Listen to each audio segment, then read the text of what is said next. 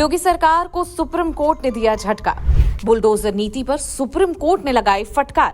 पूछा, आप ऐसे कैसे किसी का घर गिरा सकती हैं? अब जिसका घर गिराया है उसे दीजिए 25 लाख रुपए। यूपी में योगी सरकार बनने के बाद से बुलडोजर एक्शन काफी चर्चा में रहा है।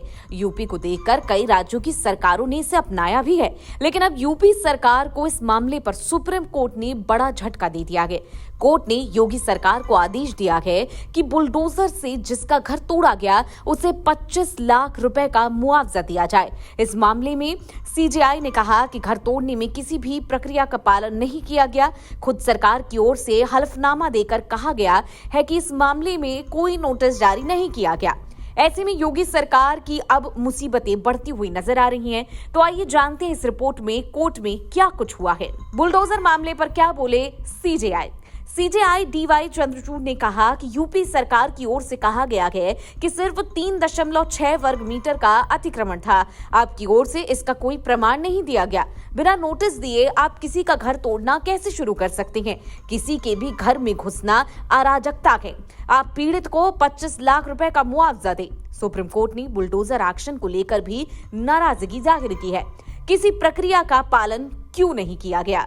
कोर्ट ने कहा कि ये पूरी तरह से मनमानी है। हमारे पास हलफनामा मौजूद है। आप साइट पर गए और लोगों को घर तोड़ने की जानकारी दे दी। जस्टिस जेबी पारदीवाला ने कहा कि आपके ये कहने का आधार क्या है? ये अनाधिकृत था। आपने 1960 से किया क्या है? पिछले 50 साल से क्या कर रहे थे?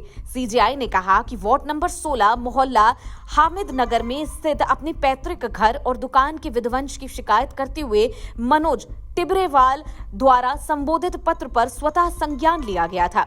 योगी सरकार पर भड़का सुप्रीम कोर्ट ने सुनवाई के दौरान यूपी सरकार से कहा कि आपके अधिकारी ने पिछली रात सड़क चौड़ीकरण के लिए पीले निशान वाली जगह को तोड़ दिया।